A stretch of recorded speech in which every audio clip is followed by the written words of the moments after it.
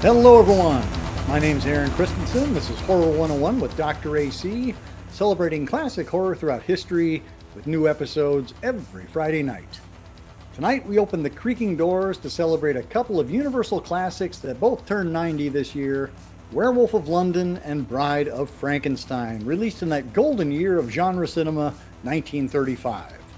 While not always mentioned in the same breath, these two films mark an important moment in Universal Pictures' legendary horror cycle, one building on an already iconic legacy, and the other attempting to carve out a new path through uncharted territory.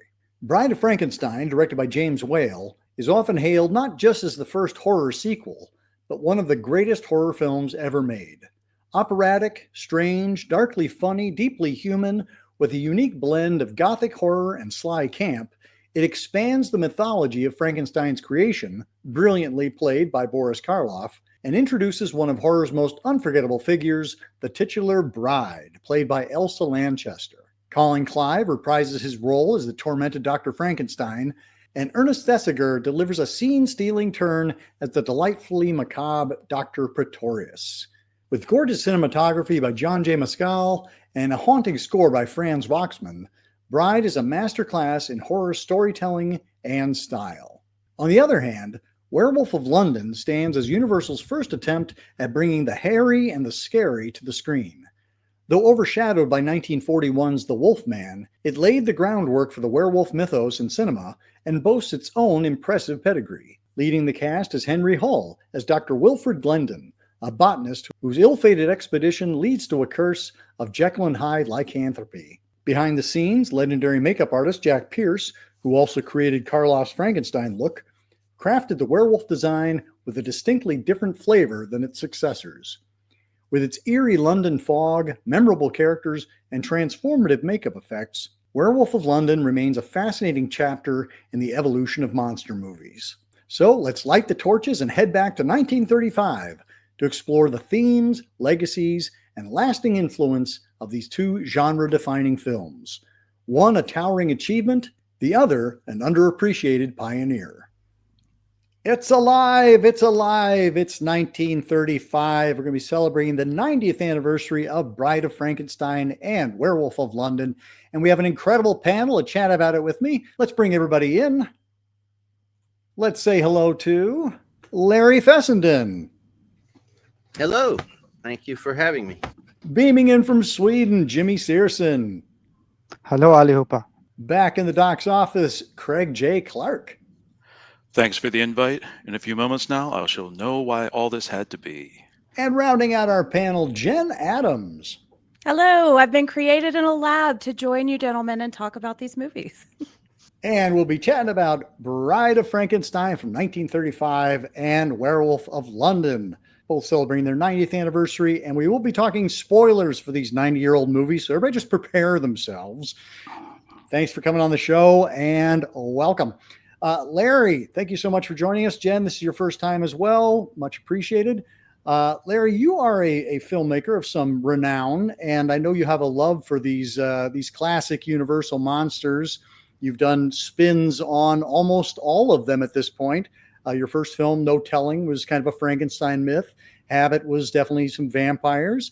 And recently you've gone and done werewolves with Blackout. What is it about these characters that appeals to you? And just to complete the picture, I did make a movie called Depraved, which was a real Frankenstein Frankenstein, story. That's right. No Telling was peculiar because it was in my animal rights activist stage, and it was really about a doctor experimenting on animals. And that was sort of part of the horror, is that somehow we have a different moral structure with that, and somehow it's okay and even sanctioned. And that was one of the themes of the movie. Is it not still a tragedy to use other creatures and so on? So that was that picture. But I did eventually make a true Frankenstein telling of Mary Shelley's work. Though one critic pointed out I never credit her. Well, I think she's evoked it in the entire film. So to Mary, I apologize. I don't think anybody was confused about my source material. I really believe these monsters as they were depicted and scripted in the early, in the 30s and 40s are just magnificent. They're like our Greek myths. They tell us something about ourselves. Each monster has its own affliction. Of course, Frankenstein is unclear why he was born and what is going on. He's lonely. That's sort of his theme. The werewolf has a curse. Vampires are more predatory and sort of addictive. So there's that. And that's what I've wanted to do with my work, is sort of update these themes and show how vital those stories always have been, and that they still are relevant today if seen through a new lens. Thank you, Larry. Jimmy, we usually traffic in some more graphic content. This is kind of a throwback for you to do the classics. What drew you to this panel? Well, they just classic films, I suppose. But you could argue that Frankenstein is, or his monster rather, is a little bit of a zombie also. Werewolves. I was pretty late to Werewolf of London, actually. I saw The Wolfman much earlier. But it was mentioned a lot on the IMDb horror boards and all of that. And also in the Hidden Horror book, of course. Speaking of the Hidden Horror book, Craig, you wrote the essay on Werewolf of London for our little tome. I did indeed. So I know you have an affinity for werewolves in particular, but what about Bride of Frankenstein? Well, with Bride of Frankenstein, I think that it takes what James Whale had done with the original Frankenstein and imbues it with even more of his own personality and his eccentricity. I think it's a wonderfully cast film, especially, when you have like Ernest Thesiger, who's just like the diva to end all divas. I think that, if it hadn't worked out with Elsa Lanchester as the Bride of Frankenstein, I think he would have stepped in just for you. And how about Werewolf of London? I mean, we're gonna talk more in depth about that one, but do you remember when you came to that one for the first time? I probably came to that one just because I started on this journey of watching as many werewolf movies as I can. I'm over 200 at this point, and but so Werewolf of London would have come early on, and it would have been just okay. Well, I've seen Wolfman, and the Universal made a werewolf movie before that. Well, I gotta check this out, and it has this sort of I guess reputation that lives in the shadow of the one that came after, sort of like the dry run for the Wolfman, but I think it stands on its own two legs very well. Great. And Jen, how about you? I feel like I've lived with both of these movies for my entire horror loving life and just didn't quite realize it. Like, I have seen clips of both of these movies, I think from things like Bravo's 101 Scariest Movie Moments, or just horror docs, or just happening to see them on TV in other movies, but it wasn't until fairly recently that I actually sat down and pushed play on both of them and watched them start to finish. And that was quite a different experience. One of the things I'm really fascinated by, especially with Bride of Frankenstein, is how large the bride looms in horror compared to her actual screen time in the movie. And so it has been a real journey to realize, like, to kind of reevaluate my relationship with these characters through watching the movie from start to finish, as opposed to like kind of living with them through osmosis, if that makes sense. Great. And we are joined by the illustrious Tom Mula. How are you, buddy? I apologize, old man with tech. I'm so glad you made it. We are just talking about kind of like how we came to these movies for the first time. I know we talked backstage and you said that both Bride of Frankenstein and Werewolf of London are your two favorite Universal films. Tell us about that. I came to Universal, my love of monsters. I was one of the Aurora monster model kids in the 60s. So that led me to discovering famous monsters of filmland on my local drugstore magazine rack. And this was the first issue that I bought, which was the Werewolf of London issue. So, and I read it to tatters. That's a newer copy. So that's how I came to this. And of course, Forey Ackerman revered Bride of Frankenstein as the best film ever made. And when I got a chance to watch it on my local late night, Thursday night, way out horror movie show, I did. Let's go ahead and start with Bride of Frankenstein. It actually predates Werewolf of London by a few months. Larry, do you remember how you came to Bride of Frankenstein for the first time? Well, I, like Tom, was an Aurora monster model maker. I'm a product of the 1957 sale by Screen Gems. They bought the Universal movies and they put them on TV. And so I grew up in the 70s watching black and white horror movies, the Universal on the regular channel. I'm from New York, so it was Channel 11, Channel 5, Creature Feature, and Chiller Theater, which had the hand with 6 fingers coming up. So I would devour these movies. I couldn't wait for my parents to go away on the weekend so I could make soup and watch great old movies. So I would have seen it that way. Obviously, I own all the box sets and have consumed them every Halloween and in between as well. I mean, just to throw a little controversy, I enjoy, the adoration of Bride, and I grew up with it being considered the better picture. But I have a great fondness for Frankenstein, the spareness of it, the gothic. And of course all the controversies, which maybe we'll get into, we do have some time, of Frankenstein talking, the monster talking. Karloff famously didn't want to speak in the second movie, and then I've even seen an interview where Sarah Karloff, his daughter, says he realizes he was wrong, but I actually am not sure he was wrong. These are classic things. Friend, all of this is very essential, and I've used it in my own films. The pursuit of a friendship that the monster has, obviously the endearing sequence with the blind man. All of this is essential and beautiful. But to me, the very reason most people celebrate it is, to me, it was a little more ornamental, which is wonderful. James Whale was being extravagant and having a little bit more fun. But to me, there's something so stark about the first one. And actually, I was watching Bride last night, and it was fun to see that even in the old days, when they made a sequel, there were callbacks.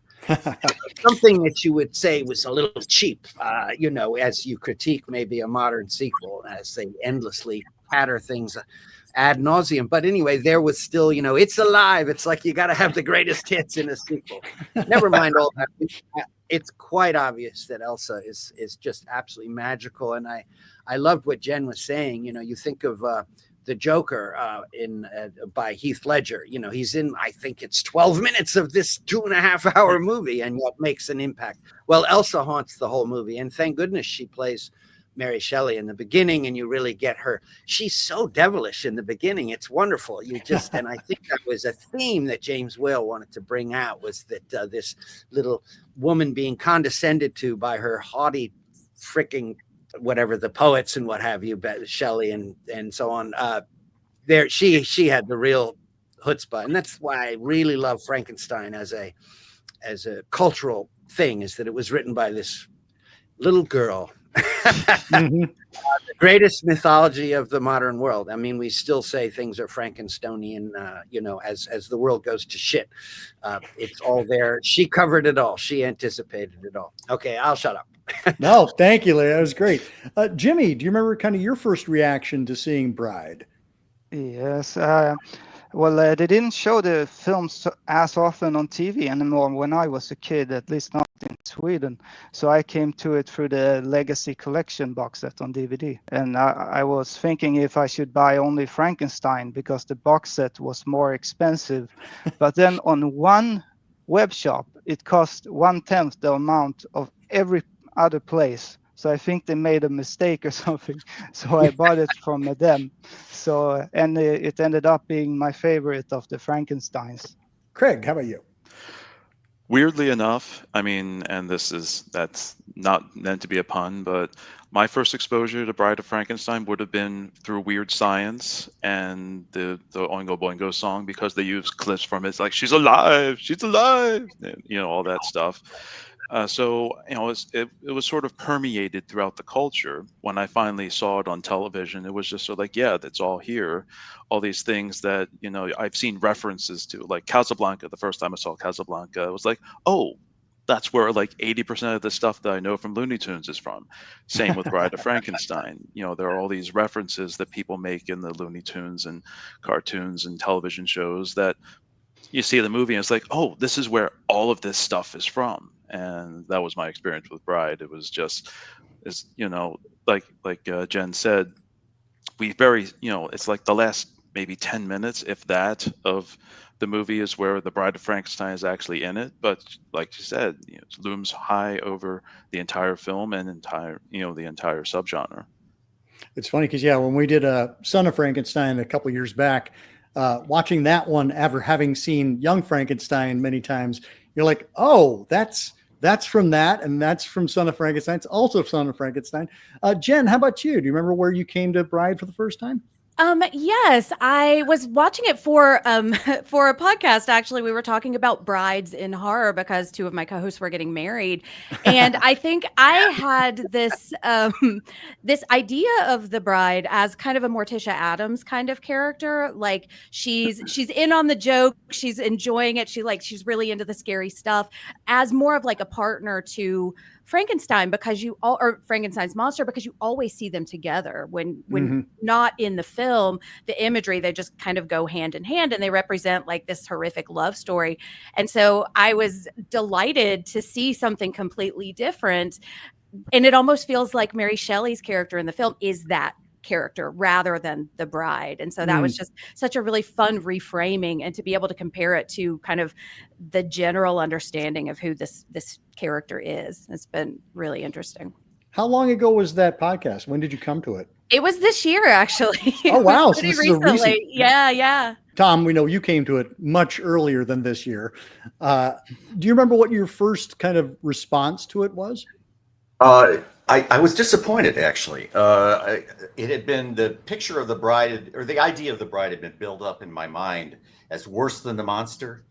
And here it was a standard beauty makeup with lightning streaks in her hair. And so I was disappointed that wasn't, but the movie's fine. It's just a lovely movie. Karloff is fabulous in it. Ernest Thesiger is incredible. And James Whale, you feel like he really came into his power as a director. That last 10 minutes is gorgeous. It's astonishing. And the music, the Franz Waxman music is had to be foundational for composers in film. The leitmotifs that he uses, and the leitmotif for the bride, the that he ended up suing Rodgers and Hammerstein for when they used it in South Pacific, and he won the lawsuit. Larry, you mentioned kind of the, I think there is that camp of which one is the superior film. I also grew up hearing that Bride was, the apex of Frankenstein films. And like you, I prefer the straight ahead horror of the original 31. It's similar to kind of, the Evil Dead versus Evil Dead 2, like they're two similar stories, but there's completely different moods attached to them. But I don't think that means that one is better or worse than the other. I just think that they appeal to a different sensibility. This one does feel like Bride feels like it is trying to engage in a different way. It recognizes that Frankenstein is a worldwide sensation. Everybody knows Frankenstein, so why not have a little fun with it? And Whale was lured back with the notion that he could do whatever he wanted, so that's what he resisted doing a sequel for a long time. And this is the first horror sequel from Universal or from anybody. So I think you're kind of tackling a lot of different things here, giving the people what they want while also giving them something else, something that every sequel director struggles with. I guess, what are people's thoughts on, like, do you have a preference between one or the other? And what do you like about each one of those? Jen, do you mind if we start off with you? Yeah, I think they're both fantastic and I enjoy watching them. Actually, because they're so short, they make really great double feature. And in my brain, they just kind of exist as one complete story, especially considering Shelley's source material. But I think I prefer Bride. As an outspoken feminist, I really love the way we are playing with gender here. We're playing with partnership and marriage. And the second one feels quite a bit more sinister to me, also because we are outright murdering to create, to source our parts here. So it feels like the logical next step. It's like, okay, well, what if we can create a man?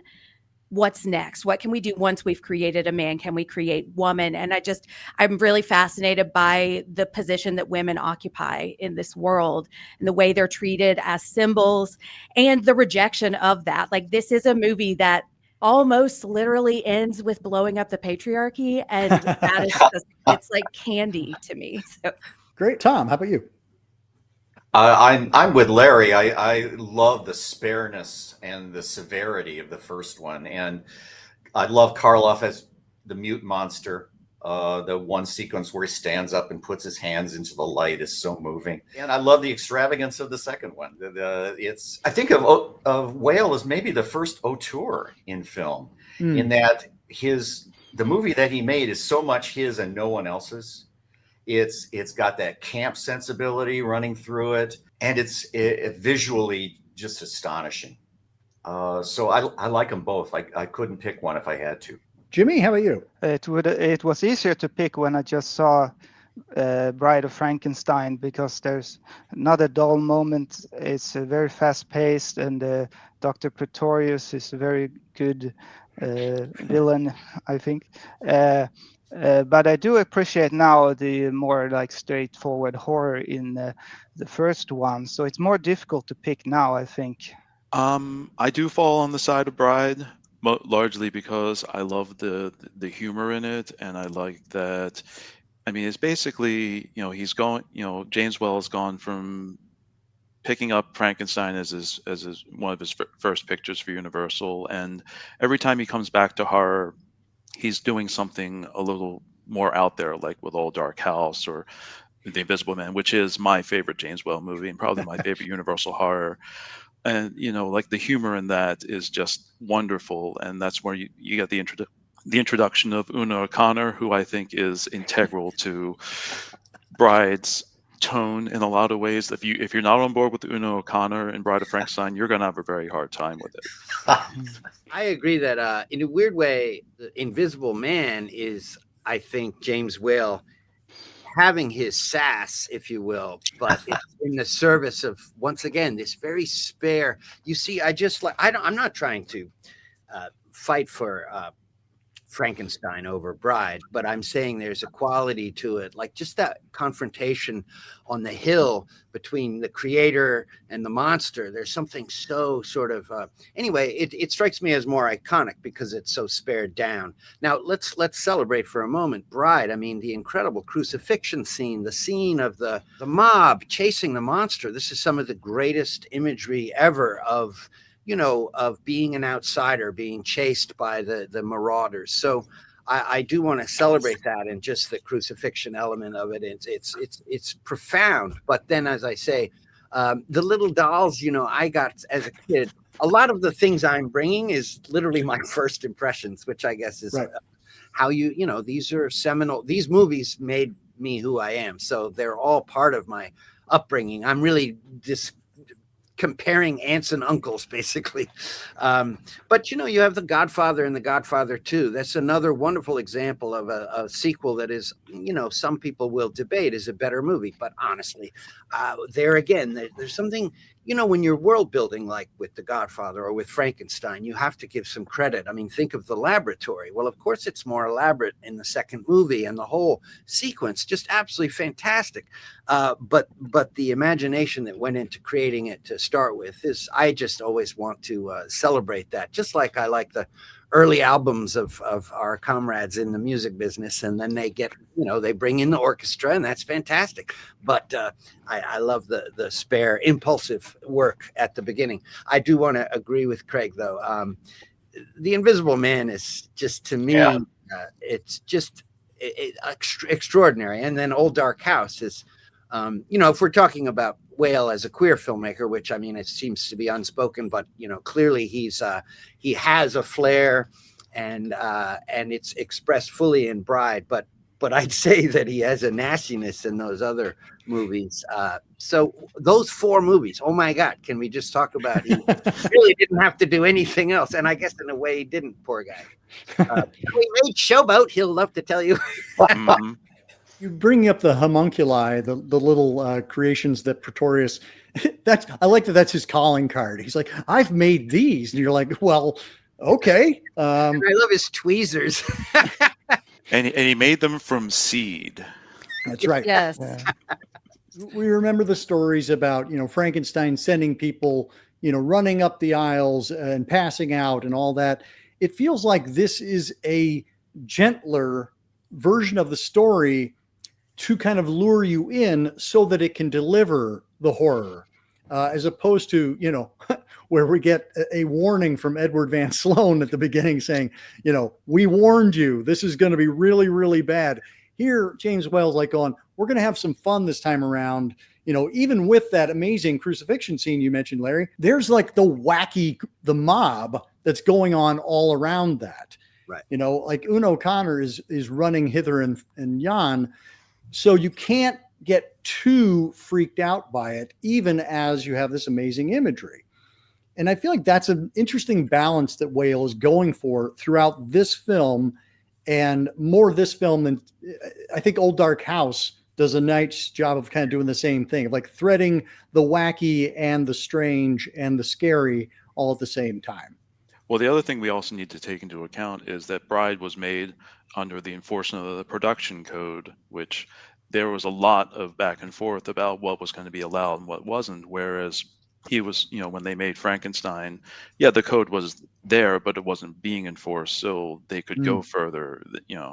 That's also an important distinction with Werewolf of London, which we'll get to. I think it balances humor and the scare parts really well. The only thing I would have done is put Uno O'Connor's character a little bit later, because we're supposed to have that shock of the monster still being alive, right? And then we can't have too much silliness at the same time. But otherwise, I think it balances humor also, and also Pretorius' character is also funny sometimes. In another way, with his arrogance. Well, and it feels like Pretorius is almost the star of this film. You have Dr. Frankenstein, you have the monster, but Pretorius is the one who's kind of driving the action forward. So let's take an opportunity to kind of celebrate Ernest Thesiger and his performance as Pretorius. Tom, would you mind starting us off there? One of the great camp performances on a screen. Obviously, Whale and he were friends. Whale brought him over to do Old Dark House, named him Fem, yes. Although that's in the book. You get the feeling that the two of them had a lot. You get the feeling Thesiger had input in terms of the character and how flamboyant he was going to be. And I agree with you. He does pretty much steal the movie. Remember, in the first movie, we were shocked by the look of the monster. Mm-hmm. And I think that's what sent people running up the aisles, like you mentioned. We hadn't seen that before, with the flattened head and the bolts in the neck and the Neanderthal forehead and the droopy eyelids and Karloff's wonderful eyelashes. But by the second movie, we were used to that look. And we accepted the monster as a person or as a character. And so there wasn't that level of shock or surprise. And so the second movie has a lot more plot than the first one does. Well, I love that he has two, when he says, "It's my only weakness." And he says that for, I think it's cigars, and I think wine is just sort of like, did we find out, it's like if the movie had been longer, we would have found out more of his only weaknesses, Which he also says in Old Dark House. Oh, yeah. It's gin there, right? Yeah, gin. Oh, my God. But I think that if you look at it as sort of a morality play, which I think a lot of the horror movies, you can at least investigate that. He has a certain nihilism and wickedness, that he's enjoying. And he has more of a corrupting quality. Whereas, Colin Clive always seems desperate and obviously very driven in the first one, but sort of out of control. Whereas Thesiger plays it. He's come to a conclusion about life that it's to be manipulated. He's obviously incredibly smart. There's a mischievousness to him, and that's what makes him, I think, a classic and wonderfully articulated villain. if you will, or just the influence over the movie. And sort of, he really does symbolize. That's why we're saying he's the star, is that he symbolizes the aesthetic of the movie, this kind of playful, macabre aspect, I mean, Yeah. think about the scene in the crypt when he's got the two murderers and they've emptied it out, and then he lays out his lunch and he's about to have a meal. Oh, Yeah, he's got this really like playful energy, as we're saying, but what he's doing is so sinister. Yeah. And he really frustrated me the first time I watched it, because I feel like he takes a lot of the blame away from Victor, whereas Victor emerges from the first film as like the overt villain, I think. And because that movie is so spare, we're able to really directly point at why he's doing what he's doing and why it feels so bad. And then we have Pretorius come in, and I don't want to feel sorry for Victor. I don't want to see him as a victim in this world. And yet that's where we are. And I think this movie, it does the thing where it's like, well, if we've got one monster in the first, we got to have 2 or 3 or 4 monsters in the next one. And we've got to, like, I think he normalizes a lot of the message of the first movie in a way that I think frustrates, but also that's the point, and that's where we get to at the end. It almost like, it can't be an accident that this turned out badly anymore. It has to be, no, this is sinister. This is bad. Monster-sizing human beings is not good. And so I think it takes an overt villain, and one who is as likable as he is, because, I can see myself in it. Well, maybe I could create some cool stuff in jars if I could figure out how to do it, because he's so likable. But I think by the end of the movie, we can clearly see the harm that he's caused. That's why I feel it's a nihilism. It's a portrait of nihilism, which is, always, nipping at our heels as a society. And we're living it now again, just this sort of giving up on doing the right thing. And you're right. Henry is he's consumed by his ambition in the first one. And you can say that's bad. That's Frankensteinian, but here you have somebody who's manipulating people, and sort of he's above it all. And well, you use the word manipulation, and I think that's absolutely right, because you see him thinking this is bad. Like at the beginning of the movie, he's so sorry for what he did. He doesn't want to acknowledge that part of his life anymore. But by the end, in that final showcase sequence, he's in it. He is so excited to see what can happen. The second he gets that beating heart, he's like, oh, wow, we are on the verge of something incredible here, and damn the costs. Let's go full speed ahead. And I think that's the wonderful thing that Pretorius does, is tap into that. You can see him kind of moving people around like chess pieces. Exactly. And I love how our character of Elizabeth, that she's the only one who will stand up to him. And she just tells him, and you can see the shock on his face. He's like, "Oh, you're a problem. We have to get you out of the picture." And that's when he, assigns the monster to kidnap her. He's like, "You're the one that's going to ruin this for me. So we have to get you out of the picture." Why did they not show the heart? Does anyone notice that? Is that what's the code in play? Do you think it's so? It's always beating, and it's in a jar, and you're like, I want to see it. And then even when they finally lift it up, it's like in the lower part of the frame. Maybe that was a code thing. I don't know. It could be. That could have been considered, too gory for public audiences. The Chicago Symphony recently did a performance of Bride of Frankenstein with the orchestra playing the score. And oh my God, it was wonderful. But you hear a lot of things that you've never heard before, of course, because you're in the room with the instruments. And from the time that they get the heart to the end of the movie, there is a heartbeat in the music. Oh, wow. Oh, wow. It's very cool. That's so cool. Amazing. Well, and Larry, you mentioned kind of the queer coding of this also. And also, I did call him Victor. I think I always get the source material because he just is Victor to me. But I think I always kind of crack up when he's like, to create a man, it's this incredible thing. And I laugh to myself because I have a son. And I'm like, I created a man. I did the thing I wanted to do. Many people have. Exactly. Yeah. But I mean, I think if we look at Pretorius too, like there is a part of me that has a lot of sympathy for him, because you can read a lot of this story as a commentary on creating life and man's, inability to create life in the way women can, especially in the second one. And if we're looking at a kind of subversive queer reading, then Pretorius is just trying to create life in a way with a partner that actually gets him. You kind of get the sense that he and Henry have more in common than Henry and Elizabeth do. And so there's so many different levels that you can read this on. And that's why I think it's on the top level, it's this iconic monster story, but then below the surface there's so much that feels so relevant to today. And this is the beauty of horror, is that it's about outsiderness, and so it always is queer adjacent. I mean, I don't Lon Chaney doesn't evoke but still, being a werewolf, I have a curse, at night things happen, this is what's so delicious about horror. It's a big warm embrace for what it feels like to be an outsider in whatever way that you are. And that's why I've always loved it. Or I think it just is a perennial, because it not only expresses a fear of getting slaughtered by an axe,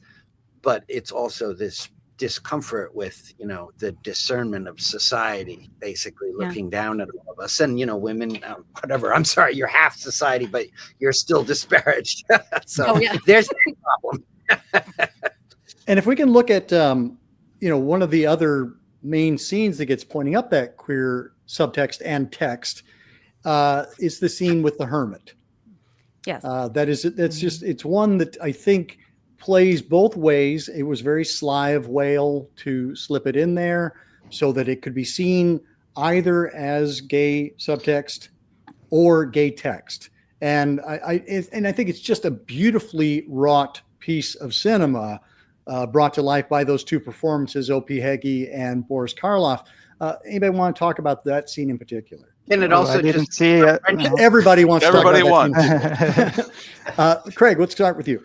I think the thing about that scene is when I was watching it this time, I was keeping track of the different storylines that we go through, because there's the storyline of Dr. Pretorius trying to get Henry back on track to work on his stuff, and then we leave that for a good long while as we go to see what the monster is up to, as he's going around and trying to relate to people. And he meets some girls who's running away screaming, and he doesn't know why. And then he lands upon this hermit shack. This is somebody who accepts him. It's the first person who has accepted him, who has been kind to him, who is saying, you need to be fed. I have some soup for you. You want to drink? I have some wine. And would you like to smoke? And I mean, yes, he also introduces him to all these vices, but there are these weird ways, like, you have this thing called life, and I'm going to show you how to enjoy it.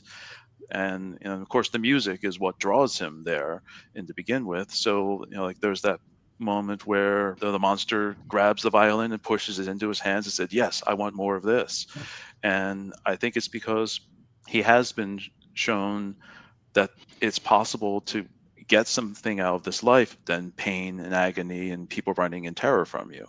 And I can speak personally that meeting somebody who fills those needs for you and accept you for what you are is an amazing thing. And the fact that it gets destroyed because some outsiders come in and see, well, we got to break this up, that's very relevant. That's very, very current.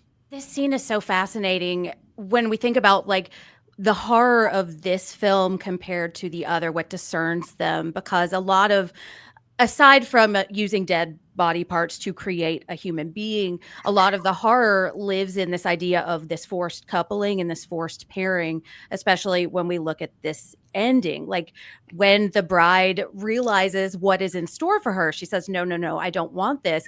And to his credit, the monster actually listens and can kind of see her point. And I think part of that is because he's had this scene with the hermit. He has had the experience of enjoying his life and not being perceived as monstrous, and just being allowed to exist with the person he chooses to exist with.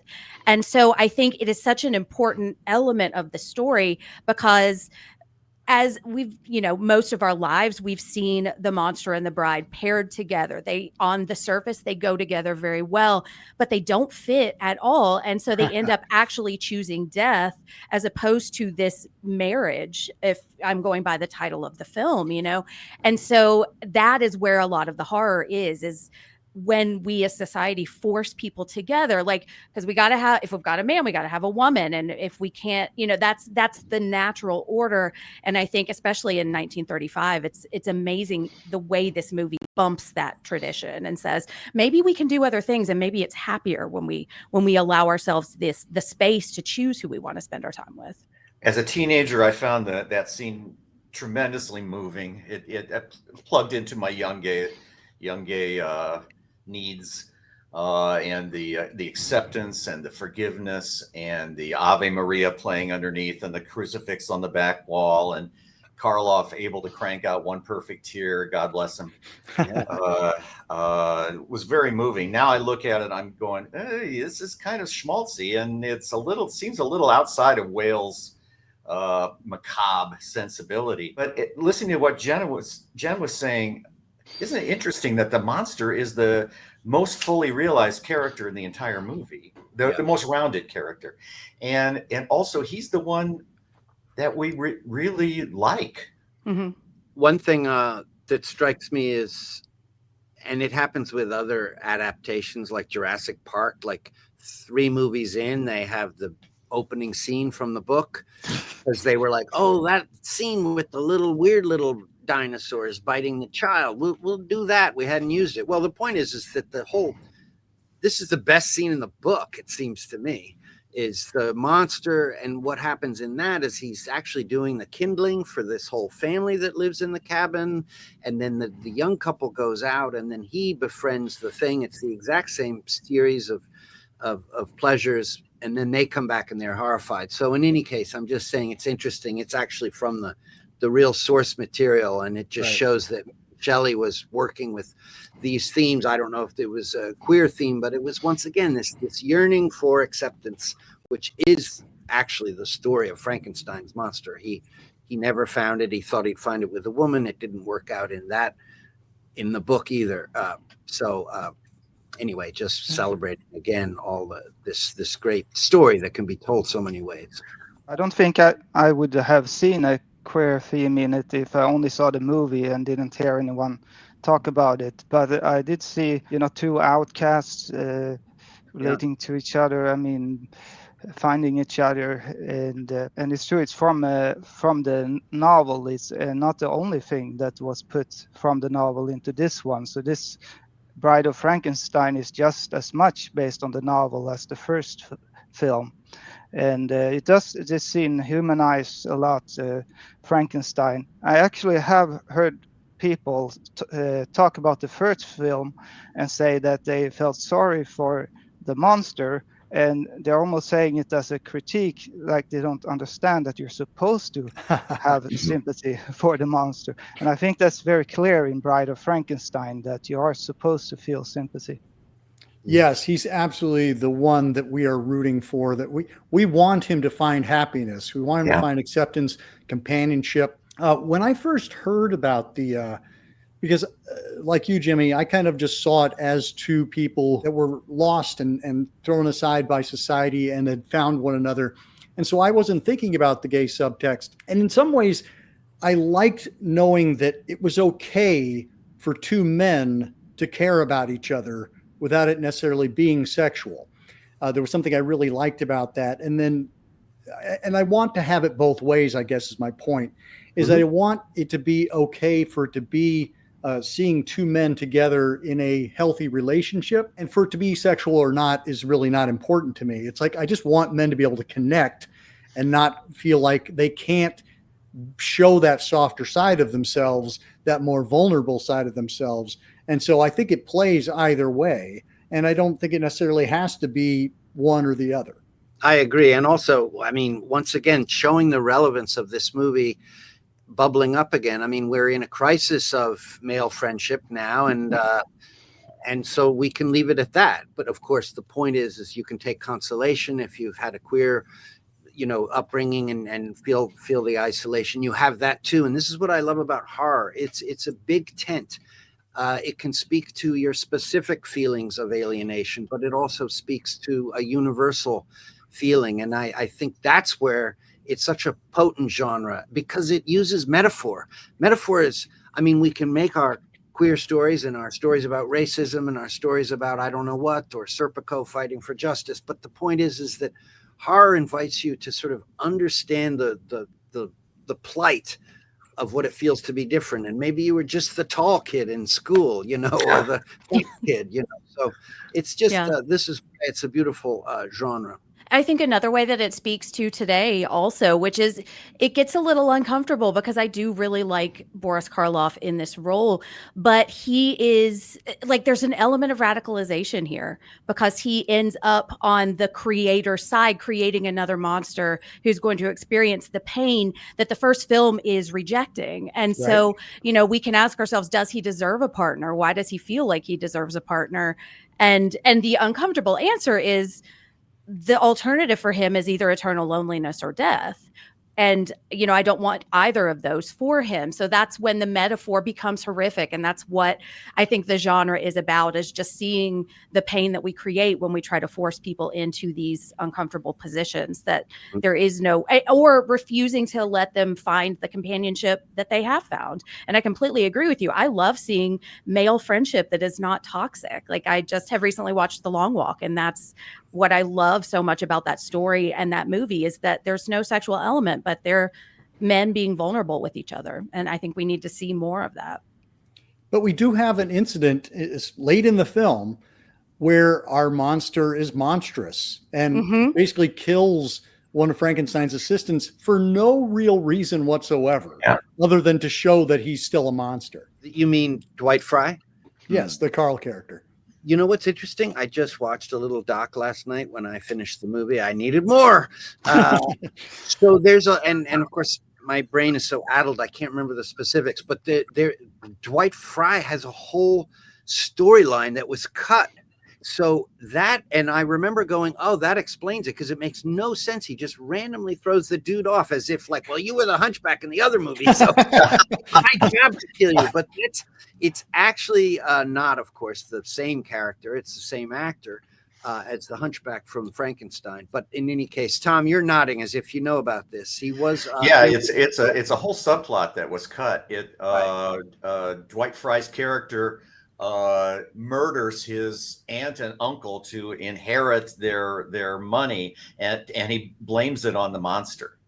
Yeah, so it's interesting that it made sense. But you can see why they cut it. It's like, oh well, this story way over here, we don't really need that.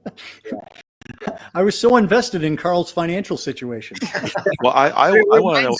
I want to know about his visits to the accident hospital. I love the because Pretorius knows that they're actually going out and murdering people to get body parts, and he's trying to keep Henry from figuring it out. And I just love that, how they sort of let that slip, and that's that moment where Henry just sort of like narrows his eyes and says, wait a second, how fresh is this body? Yeah. A police matter. Oh, right. Yeah, but that murder is lovely. It's so understated. It happens in the shadows. We get to imagine what it is. There's some personal tragedies going through this. Colin Clive, I don't think he made many more movies. I think he was drinking himself to death at the time.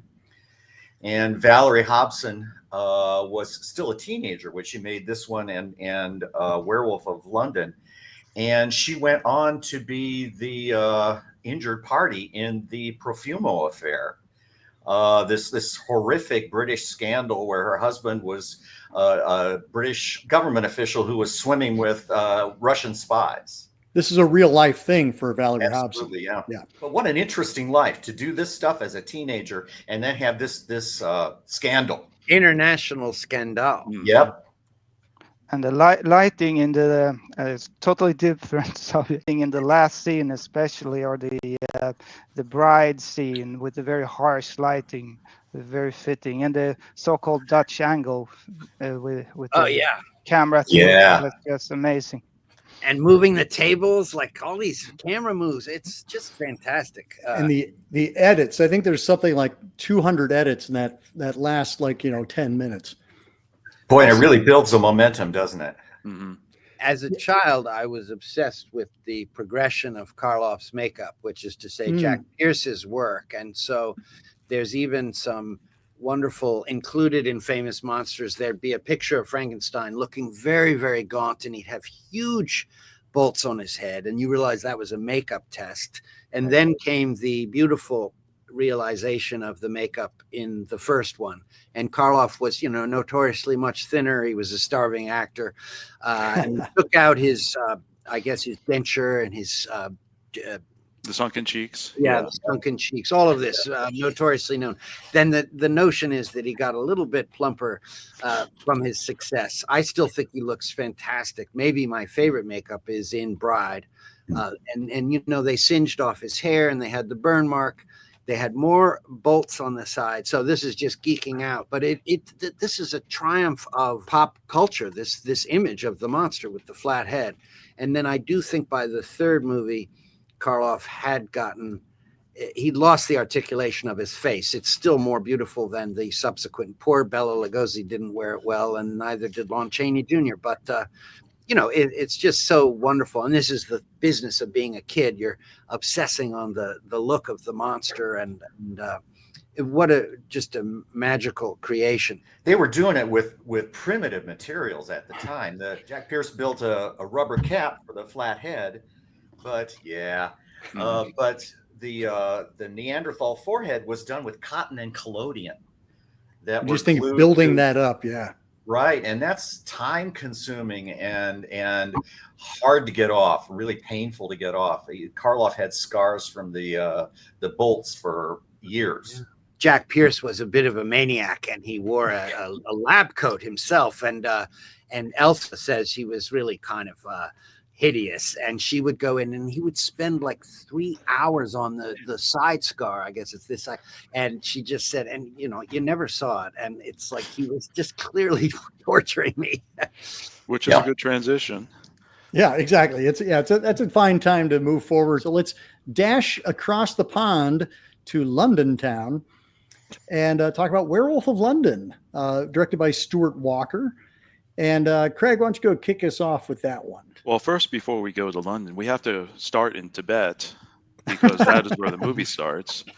And I think that between this movie and Paul Nashi's The Werewolf and the Yeti, I think those are the only two where lycanthropy actually starts in Tibet, unless there's been another one that has come out in the decades since then. But the thing I love about Werewolf of London is that it's so many werewolf movie firsts. It's the first wolf man that walks on two legs. It's the first wolf man who can still speak while he's transformed. It's the first time we see this transition, the transvection as they call it in the movie, from man to beast and then beast to man, even though the PCA was like very concerned about that. It's like you're gonna make people faint if they actually think that a man could turn into a beast, that kind of thing.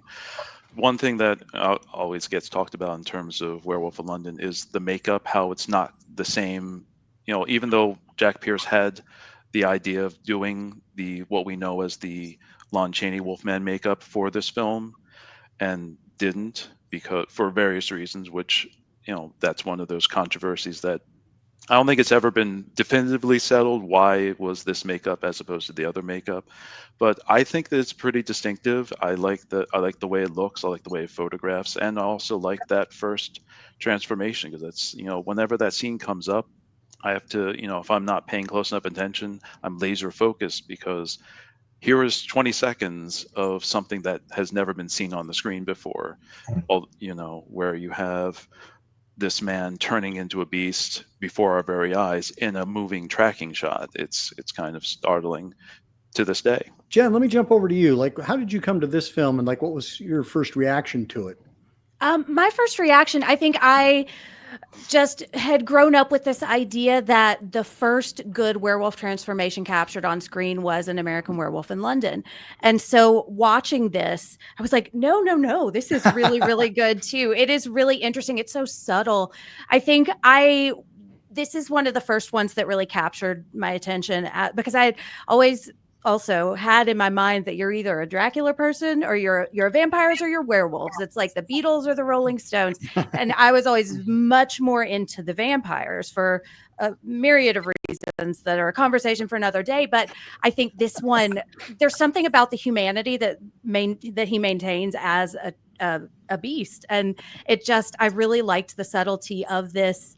And, I hate to keep talking about the female characters, but I just love how many like bonkers female characters there are in this story too. And it's such an empathetic story. And it really surprised me because it's not just a monster tearing people apart. Thank you. Tom. Famous Monsters of Filmland magazine is what brought me to the movie for the first time. And then when I finally saw it, I really enjoyed it. I'm very fond of this movie. I think the design of the makeup is really good. It's very different from the Lon Chaney version, and I think it works equally well. And you see a lot of modern werewolves, like in the one with James Spader and Jack Nicholson. They essentially do the same makeup. As an artist myself, I wrote a Jekyll and Hyde a number of years ago, and went back to Werewolf of London a lot because the plot of Werewolf of London kind of does everything you can do with a guy turning into a ravaging beast. And so all of the possible equations of how that can work are kind of explored in Werewolf of London. So I really admire it a lot. And I agree with Jen. I never noticed how many eccentric women there are in this, but there sure are. Larry, how about you? I was such a Wolfman fan that it was always the towering story. And obviously Kurt Sidenbach, the writer, brought a lot of the iconography of, once a month, the full moon, even though there's moon talk in this movie, he solidified that it happens during a full moon, and even the silver bullets and all of this that, is sort of associated with the werewolf story. So I want to credit him, but it is cool that they made this picture. And I agree with Craig, that first dolly, it's not really been done again that way, or maybe it has, but and you've seen all the movies, but in the what's it called, Monster Squad, they have a dolly around a phone booth, and they use that same thing when you pass by an architectural object, and then the next image they've put more makeup on. So but it's startling to see it in this film, which, as I say, sort of bears the reputation of not having gone far enough. And it's funny, is I didn't know there were other questions. I've always heard it was Henry Hull couldn't be bothered with the makeup. It's a great movie, and the whole issue of the night bloom and all the, to me it's a little fussy in the same way that you lose track of like the idea of this curse. It's a little more medicinal in its concerns, but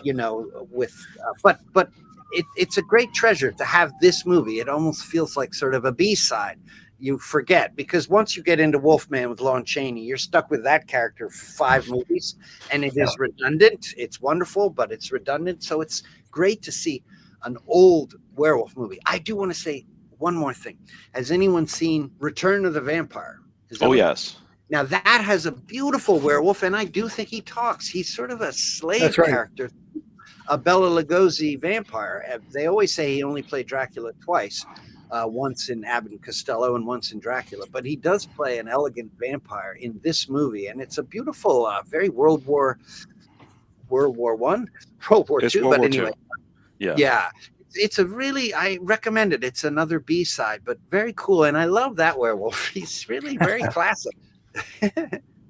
Jimmy, how about you? What was your initial response to Werewolf of London? Well, like I said earlier, I came pretty late to Werewolf of London.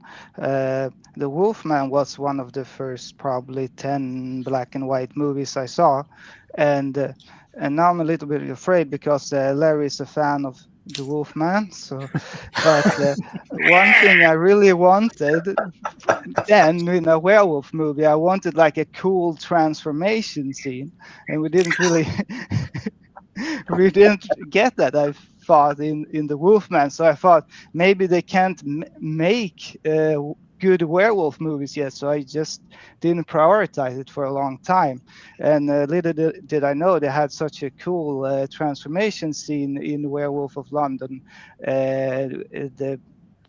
I think one of the best sequences in the movie, like, starts off with the cat reacting, Yes. Yeah. and as we know, animals can perceive things earlier than humans. So, and then yes, it's just an amazing effect when he's walking and the pillars move between him and the camera, and he just keeps getting hairier. I feel like they do a similar effect in a Twilight Zone episode. I was going to mention that. Yeah, where we see the devil kind of like becoming more devilish as he walks along, like gets the pointed beard and the ears and everything. But yeah, it's a terrific sequence.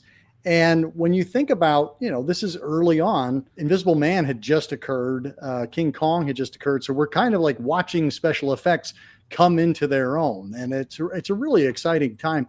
I do want to come right back to you, Jen, because I agree. Like, the women in this movie are amazing.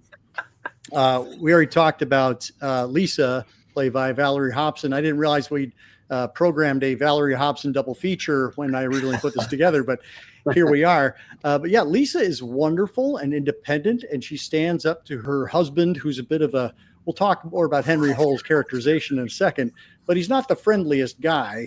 But she is definitely, she says what she wants to say, and she will do what she wants to do. But then we also have just these wacky, characters in Miss Whack and Miss Moncaster and Eddie, the socialite aunt. So yeah, talk to us a little bit about, the women in this movie and how do they land for you? Well, I was not expecting to see a woman straight up punch her friend in the face to get like an Airbnb booking, essentially. It's such a delight, those two characters, and then to immediately like stay friends too. Like, they are combative, but they're friendly in a way that I think we're used to seeing men allowed to be, but we don't really get to see women occupy that space as much. I like that we see different classes of women. We see some ridiculous women, like the lady who's like, oh, it's Botticelli-esque, and she's completely wrong there. But I think when we're talking about we have more than a wife character, she, if we're comparing this to the bride, she too resists becoming a symbol. Like, the first time you hear the werewolf always goes after what he loves most, I was like, okay, well, he's gonna eat his wife. That's what she is there for. She exists to be his tragedy rather than a full character on her own. And I really love that she gets to be a full, complete character, and that she's gonna be okay. Like, there's kind of this sense of like, maybe she should go back with the other guy, instead of stay with this person, Yeah. So I just, it was really refreshing to watch all of these like fully realized characters who get to breathe in this story and get to be who they want to be. Yeah. Una O'Connor, for Bride is providing the comic relief, but we don't get to know her character in the same way that we get to know Miss Moncaster and Miss Whack. Like, we actually get to spend time with them. Like, they are the comedy team. And I think it's pretty decent comedy, to be sure. Yeah. That bit with the veil is really funny. Yeah. And also, just when she orders the drink, and then she's like, "I'll have two, one for my friend," and then it's good stuff. Mm-hmm. In terms of Mrs. Moncaster and Mrs. Whack, I must admit, and I wrote about this in Hidden Horror, that it's hard for me, some of their scenes, because the Una O'Connor comic relief worked very well in Invisible Man. So then it became sort of like, well, we got to insert this into every Universal movie after that. And it seems like, oh, now we're going to have Una times two in Werewolf of London. So it does seem like, we're bringing this sort of vaudeville act into this horror movie, which stops it dead a little bit. But I think it does recover, though, once he's taken the room and he's inside and they're trying to get a peek and they're rearing back because, oh my God, there's monsters in there. And and also, like, yes, we do have the one scene where the one punches the other one out, but then she gets her own back later on. And of course, there's the gin bottle. Did you happen to see a gin bottle here? No, dearie. It's very amusing. I don't know how well it fits with the rest of the movie, but also this is one of those sort of odd duck films because there are all these weird sci-fi elements, like with his Right. lab, which we can talk to later. But it's like a grab bag of all these things. I mean, and they also had, I mean, it's Werewolf of London, and like 2 years earlier, Guy Endor's Werewolf of Paris came out, and somebody said, well, that would be a good idea for a title. We just won't set it in Paris, and we won't use any of his story. I agree with you in terms of like Lanchester and Wax kind of stopped the story for a while, but I like their comedy as opposed to just the tone that is Una O'Connor. Like Una O'Connor doesn't actually have anything funny to say. She's just being kind of funny and histrionic. Whereas like, I feel like they actually have jokes that pass back and forth and evoke genuine laughs. Whereas Una O'Connor, you're either putting your hands over your ears or not. She's also an invisible man. And in my opinion, that's where she's just used correctly.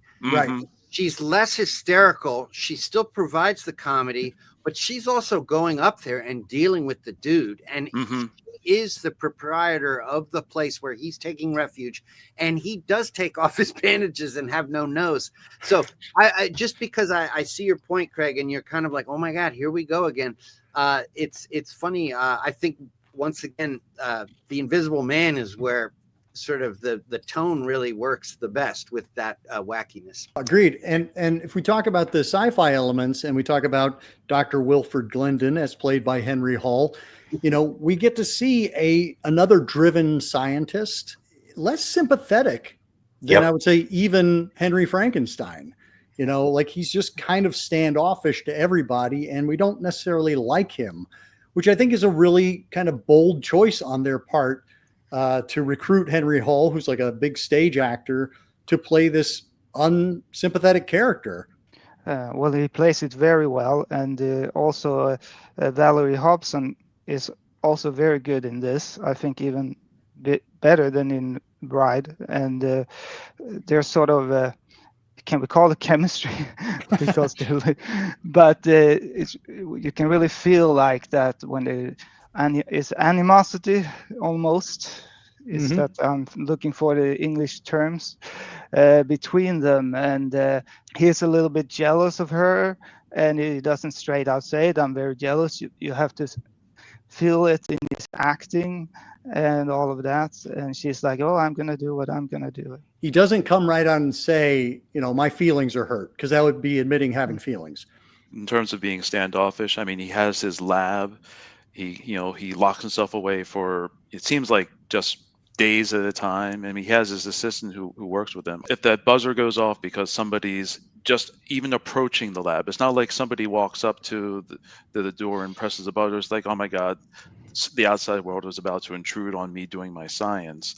And he has that screen that comes on that can show him who's at the door. Crazy. Yeah, the CCTV in 1935. Right.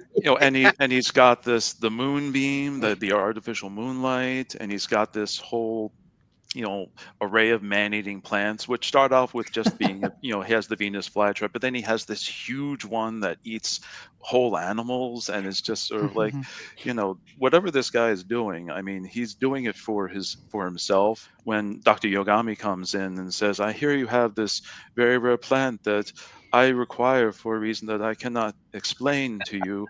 And if he had actually explained, dude, you're going to turn to a wolf and I'm going to turn to a wolf, we could avoid this entirely if we work together. And and our good doctor, he's just like, you know what, I'm not having it because I'm for the glory myself, and I'm going to be the one who solves this problem and presents it to the world, and it's going to be my discovery. And that's what causes his downfall, really. Also, let's just point out that he stole that friggin' flower. Yep. There's only one in the world, and now it's mine. It felt very kind of mummy in that regard. Yeah. Jen? It's a real capitalistic like depiction of science, you know. Especially compared to Bride of Frankenstein too, where it does feel like the joy of discovery or the joy of creation is what drives Frankenstein. But Right. here it's like, this is mine. You can almost feel him filling out the paperwork for the patent. You know, he doesn't want to share it. He doesn't want anybody else to have it. And I think there's a mild xenophobic read of this also. Like, I'm the one who deserves this because I am the adventurer who went out to this foreign land and got it. And it's still like a manipulation of a natural process that man cannot control. And so this desire to try to hold creation and mold it in a way that is going to directly benefit me, I think it's fairly damning. And I really like that this character is not very likable. He's kind of a pill. And you really are on Valerie Hobson's side. Not many of us would want to stay with him. Notice how many other stories there are in this movie. It's not a long movie. It's only like 70 minutes or something. Right. But we've got the Valerie Hobson romance with the other guy, and we've got the crazy Cockney ladies, and we've got the weird rich aunt, and we've got Dr. Yogami. So we got all these other stories going on. I want to mention that there's this one line I'm just crazy about where Yogami goes to Scotland Yard and they poo-poo the idea of the werewolves, and he says, well, I personally know of 2 werewolves in London right now. Oh my, that's a nice line. Well, I just want to go back to Hobson because just the way she's trying to uphold the tradition of marriage, I just find her storyline to be incredibly, I don't know, modern. She's really, I mean, I love that you call him a pill. Yeah, she's dealing with this. He is just so aggro, and she has this really quite, I mean, puppy dog of a guy, but presumably they have sort of a real history, meaning her other boyfriend. And I just think it's heroic how she's trying to honor the marriage. But I think you could talk about a sequel will be her, really hooting and hollering on her new life, which she will deserves. So, I mean, yeah, there's literally that scene where he says, "I forbid you to go out. I forbid you to be out after dark." And she's like, "You will not forbid anything. I will go riding at any time with anyone." Hell yeah. Yeah. But you see, the thing is, she's also like, okay, dude. It's in her conciliatory nature that I find it even more heroic. Yes, she's defiant as she should be, and she's like, I'm going out and doing what I'm doing, but she's still trying. And the notion that she's going to come back, she's not leaving him. Like, yeah. she's going to come back. I'm going to go do what I want, but I'm going to come back to this marriage. And my wife and I were talking about, like, what do you imagine their life was like before? Like, was there a time when he was actually... even says that. She says, you used to be an asshole who stayed in your lab, but now in the last few weeks, you've really become it's too much. You're absolutely hateful. Yeah. It's quite fun to see that. One last thought, because we've celebrated the makeup, and I'll accept that. But I mean, I feel like Wolfman has its own transformation scenes, but maybe not as dynamic. You're right. But also, this movie uses the same technique that was first used in 1932 by Reuben Vermillion for Dr. Jekyll and Mr. Hyde, with Frederick March, one of the only horror movies to ever get an Oscar until literally The Silence of the Lambs. So this is an amazing dynamic movie with transformation scenes, one of my favorite makeups, and also it uses the technique where they put red makeup and then they have a red gel and then they switch the gel, and so the lines that they've created reveal the makeup, and it really looks like a transformation, and they use that also in Werewolf of London. So just want to celebrate. Please see the Mammalian Jekyll and Hyde, one of my favorites. Oh, it's brilliant. It's brilliant. Yeah, and we just talked about Black Sunday, in which the same effect was used for the transformation from Asha to Kasha. So it's one of these things that can only be done in black and white. You can't do that effect in color. Yeah, but there's CGI. What's the problem? I kid, of course.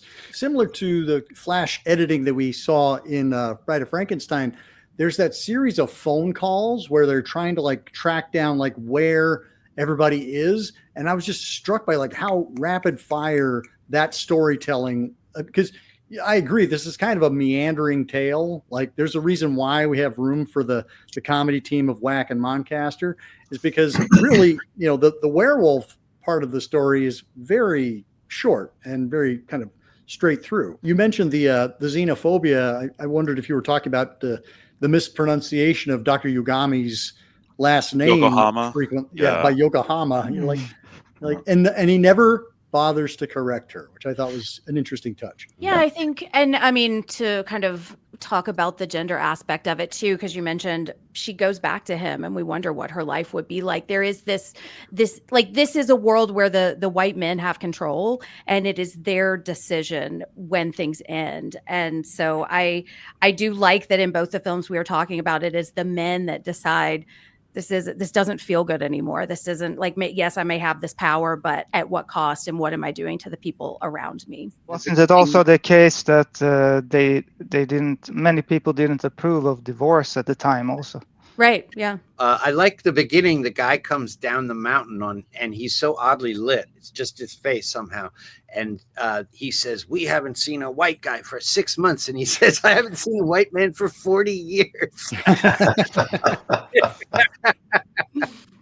Yeah, that opening, that actually reminded me of The Mummy's Hand, where you have kind of the guy who's the professional, but then you also just kind of have his sidekick who's just kind of there for laughs. Very good looking young sidekick. Mm-hmm. Who disappears after that. We never see him. Yeah, we never see him ever again. Like, I don't know who that guy was, but I don't know if he left him in Tibet or what.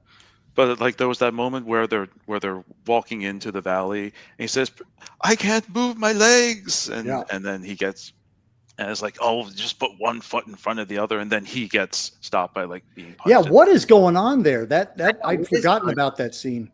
It's almost like the valley is trying to keep them out. It's like, you know, they're the scientists who don't believe in superstition. The superstition saying, "Well, I believe in you, and I'm going to stop you from doing what you're trying to do." It has that vibe like from comic books and creepy and eerie, you know, where people are adventuring and there's a force field. It has that spooky vibe.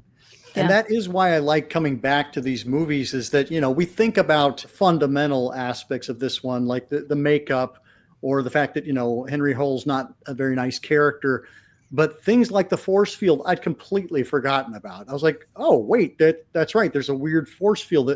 And I like the fact that they cut the they cut the orchid and they like just rub the stem on them. I'm like, really? It's not like a faucet you've cut, you know. It's like a hose. They're mainlining the marijuana. That's what's wrong with Trump's hand. All this time, just trying not to become a werewolf. He's just. Of course. There is a satisfaction, though, that it is Henry who becomes. I'm sorry, I'm getting them all mixed up. That it is our main character that becomes other too, because I think it with the monster and with the bride, like they never had a choice. They never had the opportunity. That sounds like they would want to, but they never were othering other people. So there's a bit of like the shoe on your foot now, and you are experiencing the way you have been treating other people. And yeah, it feels pretty bad, doesn't it? Yes, you become a monster. So I do really like that. Oh, that's a great. But very, very good first scene with the werewolf, also with the shadows and all of that, and you see a little glimpse of him from behind a rock. So, and that would be used almost more later on with like cat people or something, where you don't really see what's the monster or the scary thing right away. Oh, and there's also the undying monster. That shot of the monster just sort of like peeking over. That's like literally the last shot, the only shot we see of the werewolf in the undying monster, which came out 7 years later. So that was very clearly, it's like, okay, well, we're not going to be able to do a whole big werewolf thing, but we'll just suggest it, and we'll let the light and shadow do the rest. Yeah. Regarding the makeup, there are the legend I heard is that Henry Hull told his son that the reason that he resisted the Lon Chaney makeup that Jack Pierce designed for him originally was that she has that line, she recognizes him when he's a werewolf. Mm-hmm. And he felt that if he was covered with hair with the dog nose and the fangs, he would be unrecognizable. So he pushed for a makeup that still allowed some of his face to be there and some of his humanity to be there. I have no idea if that's really true or not, but that's the story I heard. But that's what I love about this movie. That's why when I mentioned earlier that it feels so empathetic, because there's this push-pull when he is the werewolf. Like, they can see that I'm still in here. They can see that I'm not really a monster. It's the me that they know, but also they can see it, that it's me. I can't fully disappear into this monstrosity. So it's like he has the worst of both worlds in that way, in a way that really hits home. Yeah. I mean, and yeah, after that first transformation, he has enough presence of mind to put on a scarf and a hat. Dresses warm. Yeah. Well, right. Because, I mean, isn't that oftentimes the case with werewolf movies, is that when the transformation has occurred, they kind of black out. They don't remember what happened, while they were werewolf. It seems like he is very aware of what's happening. He's driven to do it, but he's still aware. And when he wakes up, there isn't that sense of, what did I do? It's like, I know what I did. And the mythology on this one is so wild. Like the notion that he has to kill every night of 4 nights in a row, right, or else he'll become permanently a werewolf. I'm just like, wow. Like you talked, Larry, about like Siodmak creating that mythology for Wolfman. There's some really incredible mythology making going on here as well. Exactly. And you're like, you need kind of like a schematic to follow. Like, what are all the rules again? And there's also I think one of the most touching scenes in the film, and probably Henry Hull's best scene, is when he's got the room from Mrs. Moncaster and he's locked himself in, and he goes to the window and he prays. He just gets down on his knees and prays, "Do not let this happen to me again. I can't do this, and if I must, do not let me kill anyone." And the fact that he lunges out the window. Right. Yeah, because it's something that he has no control over, and apparently God is like, "Nope, you brought this on yourself, dude." Yep. So should have left that flower in Tibet. Right. Warner Oland is really good. Yes, we haven't talked about Warner Yeah, Oland. Let's give him some love. Kind of a thankless role, but boy, man, he makes a lot out of it. A role that was originally supposed to be played, or was originally offered to Bela Lugosi, apparently. It's one of those things where a lot of horror fans play what if such and such had happened, what if James Whale had directed Dracula's Daughter instead of, but this is one of those what if Bela Lugosi had played the Warner Oland role in Werewolf of London. That would have been a very different spin on it. He was just coming off of, he'd played Fu Manchu. He got enough of these villainous roles, and here he's playing, yes, he's the other werewolf, he's the one who puts the bite on our guy, but he's not really a bad guy. He's seemingly pretty reasonable about it. When he shows up and says, "Hi, yes, I would like to tell you about this affliction that I've given you and how we can prevent it from happening," and the fact that Wilfred is completely shuts him down is the reason why the tragedy occurs. But I also happen to wonder, they have these 4 days when they need to have this bloom, and he only has so many blooms, and there's that third night where neither of them has access to the bloom, and you find out he's killed his chambermaid and disappeared from where he is, and that so you have like Scotland Yard is piecing it together what's happening, but they're just too many steps far behind, in the same way that they are in American Werewolf in London, which obviously just the title alone, there's a connection between these two movies. Yeah, and I'm glad you mentioned the Bela Lugosi connection, because I think this was originally Karloff was supposed to play the Glendon role. Like that was originally how the property was approached. It was going to be Karloff and Lugosi, who had just done Black Cat together the year before. But yeah, I agree. I like what Hull does, and I like that he has the conviction to play it that way. And I agree, Tom. Like I think Warner Oland, he does a lot with just a gentle presence. And you get the sense that he's somebody who really doesn't want this to happen. Like he's not a villainous Oriental. You know, he is somebody who is there, who he is similarly cursed, and he is trying to, although again, I'm kind of like, it would have been so easy to just say what's actually happening. And maybe Glendon would have listened. Who knows? Well, let's circle back around. Final thoughts on our double feature from 1935, celebrating their 90th anniversary. Let's start things off with you, Larry. Final thoughts on our two films. Just so grateful to be invited to watch these movies again. We're able to dip in. I say we because I watched with the missus, and we just had a lot of fun. These are seminal movies to me. They keep giving. Every time you watch them, there's something new and something familiar. It's just right. So thanks for having this back in my life. Absolutely. Well, I do want to give you an opportunity to kind of talk about your own Werewolf and Frankenstein mashup that you have coming up. Oh, thanks. Well, yeah. So I have made a werewolf, a vampire, and a Frankenstein movie, and I decided to follow through on my love of Universal by having a monster mashup. So I've just finished my movie. It's called Trauma, and you try to figure out how to get all three monsters into a modern movie. It was very difficult and strange, and I think it's quite charming. And by the way, I enjoyed this conversation about the werewolf makeup because in my film Blackout, you can see the actor and everybody's like, why don't you have the long snout? And, you know, it's obviously a debate about werewolf makeup, but I've always liked the Wolfman look, not just the movie, but the idea that it's a man who's a werewolf. And so but my excuse was not budget. It was that I want to be able to see the actor in there and show that in a double meaning of my kind of movies that are sort of modern updates, you almost feel you feel the tragedy of the person going through this affliction. I really appreciated your choice for Blackout of that makeup so that we could see an actor acting through makeup, which is very much what we get with Henry Hall. Jimmy, how about you? Final thoughts. Just classic movies, and Bride of Frankenstein most have seen who are horror fans. And then we have Werewolf of London that I don't think as many people have seen.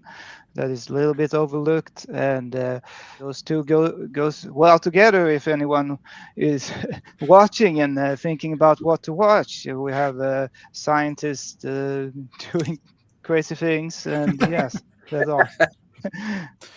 Craig?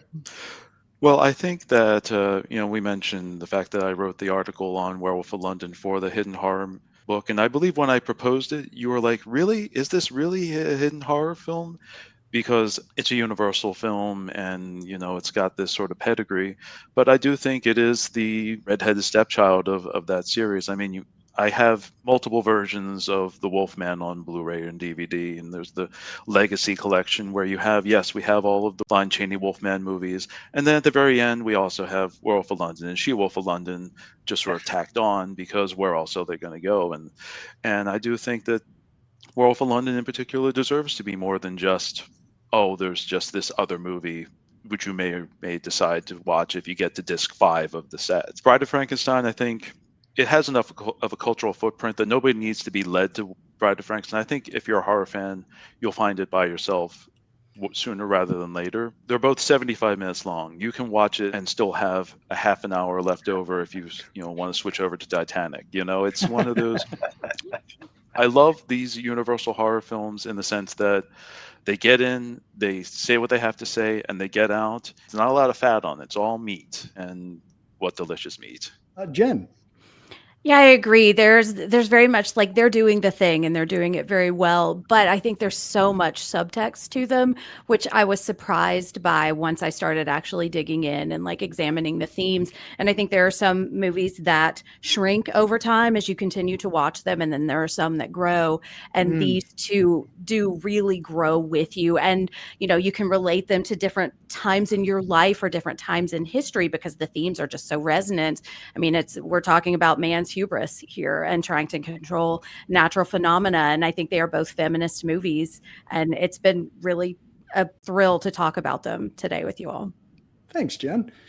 And Tom, so glad you made it and you were able to join us. Sorry, you guys. No, I'm thrilled. You had wonderful things to offer. What are some final thoughts? I've enjoyed this conversation so much. It's so great to listen to all of your ideas on it. And I was really struck, like what many of you have said, is how seminal these movies are and how broad the net of the allegory becomes. It's always a fertile place to come back to. And I think you can only say that about these golden age Universal movies. You know, The Mummy is also on this list, and Dracula, of course.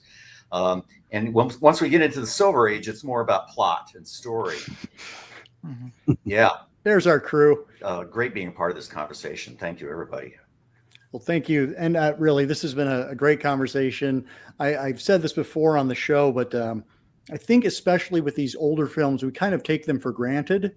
And we go, yes, I know Werewolf of London. I've seen Bride of Frankenstein. But to actually sit down and watch them again from back to front and experience the ride and recognize why they have become the classics that they are, I think that's one of the journeys that I really enjoy about Horror 101. And I love hearing other people's perspectives. I can only bring my experience to a movie. And so to hear all of yours just enriches mine tenfold. So thank you all so much. Looking forward to having you all on again very soon. And until next time, keep searching, keep exploring, and keep sharing the scare.